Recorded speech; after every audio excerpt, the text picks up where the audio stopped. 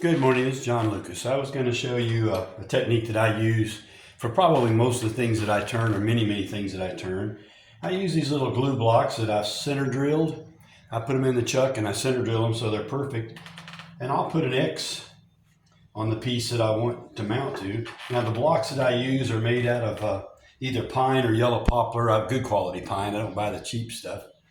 And most of the time that works for me. If I'm going to be turning a larger piece, I might use cherry or oak, something that I have scraps laying around.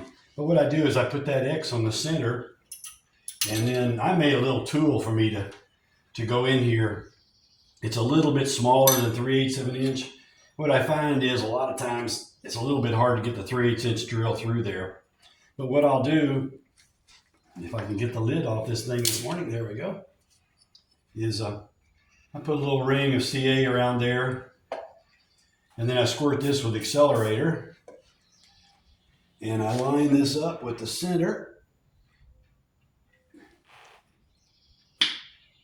and I push that down, pull my drill bit out, and let it set, and it'll be ready to go here in just a few minutes. Now the reason I use accelerator, particularly on smaller pieces, the accelerator makes this glue joint fragile to impact.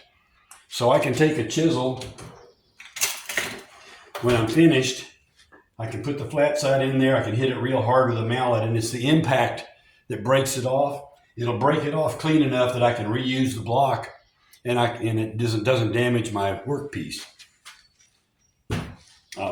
When you make them, I make them square to the size that will fit in my jaws. I'll usually shrink the jaws down, obviously, because I'll turn a little mortise in here. But I put that in there like that, and I'm ready to go. So I hope that helps some of y'all get going on these projects.